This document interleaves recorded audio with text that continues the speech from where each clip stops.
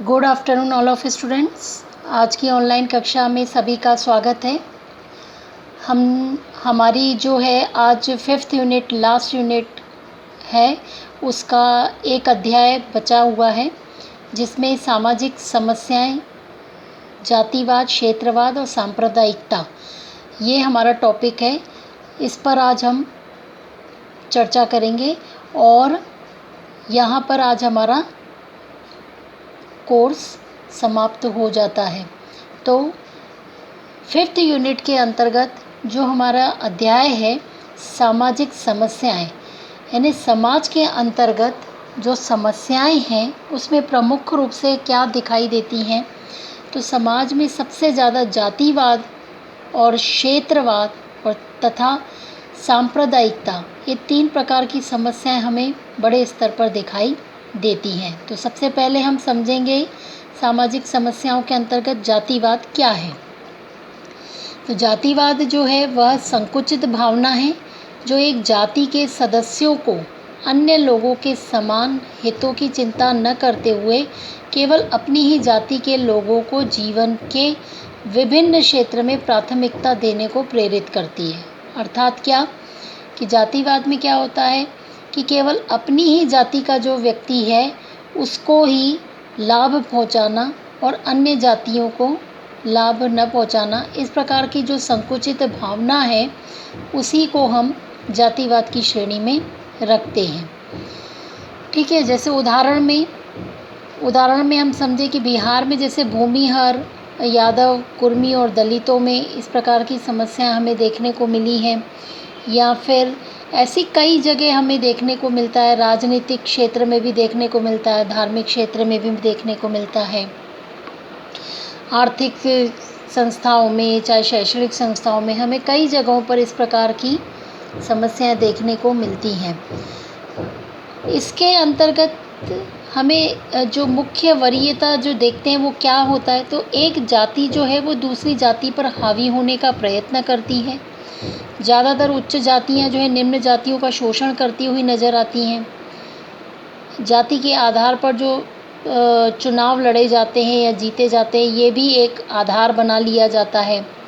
अंतरजातीय संघर्ष बढ़ जाते हैं इससे समाज में, और इससे हिंसात्मक घटनाएं भी शहरी या ग्रामीण दोनों क्षेत्रों में होती हैं। तो इस प्रकार से ये हमारे सामने एक विकराल रूप धारण करती है। अब हम जातिवाद के विकास के कारणों की हम बात करें तो आखिर क्या है, इसके कारणों को हम शॉर्ट में समझें तो वो है वैवाहिक क्षेत्र का सीमित होना। जाति प्रथा के अंतर्गत व्यक्ति जाति में ही विवाह का निर्देश है, जिससे जाति के सदस्यों में आपस में जो संबंध का आधार है वो केवल विवाह तक ही सीमित हो जाता है, और इस वैवाहिक संबंधों के लिए ही वह कार्य करते हैं, जिससे वो जाति के जो बंधन हैं वो अत्यंत मजबूत हो जाते हैं।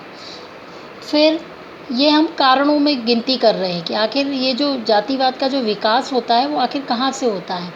दूसरा, जातीय स्थिति को ऊंचा उठाने की जो लालसा है उसको भी इस जातिवाद को बढ़ावा देने में अवसर मिलता है। प्रचार व यातायात के साधनों में वृद्धि होने से कारण क्या है कि यत्र तत्र जहाँ बिखरे हुए जाति के सदस्य हैं वो कहीं ना कहीं जातीय सम्मेलनों में एक दूसरे से संपर्क में आते हैं, तो अपनी स्थिति को मजबूत करते हैं, संगठित होते हैं। फिर नगरीकरण भी एक इस जातिवाद को बढ़ावा देने का एक कारण है। अपनी जाति का कल्याण करना, जजमानी प्रथा की समाप्ति भी इसका एक बहुत बड़ा कारण है। औद्योगिक विकास जो हो रहा है ये भी इसके बढ़ावा देने के कारण है। फिर हम देखते हैं जातिवाद के आखिर क्या परिणाम हमें देखने को मिल रहे हैं।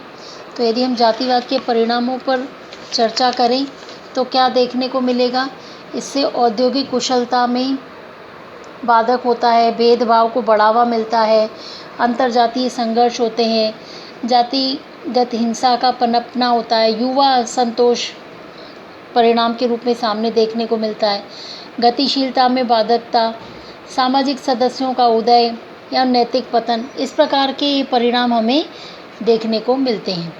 फिर जातिवाद के निराकरण के उपाय के विषय में कई उन्होंने बताया है, जैसे अंतर्जातीय विवाहों को प्रोत्साहन देकर के इसको रोका जा सकता है। विभिन्न जातियों में आर्थिक या सांस्कृतिक समानता लाकर या उचित शिक्षा के द्वारा आंतरिक स्रोतों पर प्रभाव डालकर जाति शब्द का कम से कम प्रयोग किया जाए। इस प्रकार के जो जाति संगठन है उस पर रोक लगाई जाए या सांस्कृतिक एकीकरण को प्रोत्साहित किया जाए। ये एक ऐसे कई उपाय हैं जिससे इस जातिवाद को रोका जा सकता है। अब हम बात करते हैं क्षेत्रवाद की। क्षेत्रवाद क्या है? तो क्षेत्रवाद को हम इस प्रकार से समझते हैं कि जैसे देश में अखंडता और राष्ट्रीयता की एकता के लिए सबसे बड़ा जो खतरा है वो है क्षेत्रवाद। देश का जब विभाजन हिंदुस्तान और पाकिस्तान में किया और आज़ादी के बाद भी इसी भावना के कारण देश के विभिन्न भागों में पृथक्करण की जो आवाज़ उठी, इससे क्षेत्रवाद की भावना ने राष्ट्र की जितनी भी भावनाएं और राजनीतिक एकता की जो छवि है उस पर धूमिल कर दिया और समय समय पर देश को तनाव और संघर्षों से जूझना पड़ा है। अब हम ये देखें कि आखिर क्षेत्रवाद है क्या। तो एक भौगोलिक क्षेत्र के साधनों का विकास इस प्रकार से हो जाता है कि वहाँ के लोगों में सामूहिक हित, क्षेत्रीय लक्षण या आदर्शों का विकास हो जाता है, उसे हम क्षेत्रवाद कहते हैं। एक क्षेत्र में एक जैसी संस्कृति पाई जाती है या फिर एक सांस्कृतिक इतिहास होता है, उसकी निवासियों की भाषा, भावना, विचार, व्यवहारों में यदि समानता पाई जाती है, ये वहाँ की संस्कृति, राष्ट्रीय संस्कृति अपनी राष्ट्रीयता के अधीन होती है।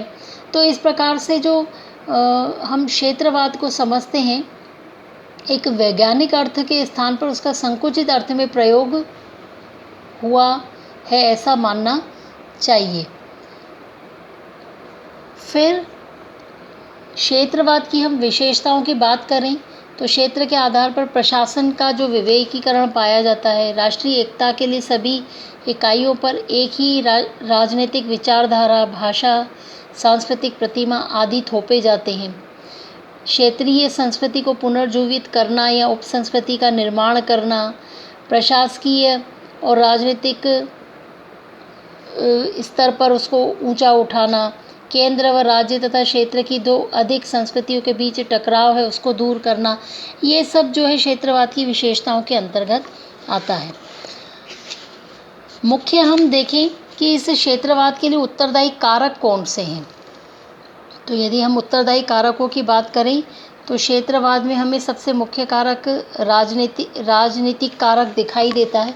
इस राजनीति के कारण ही क्षेत्रवाद में काफ़ी कुछ जिम्मेदार हैं। दूसरा आर्थिक कारक है, कुछ सामाजिक सांस्कृतिक कारक हैं, कोई भौगोलिक कारक है या भाषावाद कारक है, मनोवैज्ञानिक कारक हैं। इस प्रकार के जो कारक हैं ये सब क्षेत्रवाद को बढ़ावा देते हैं।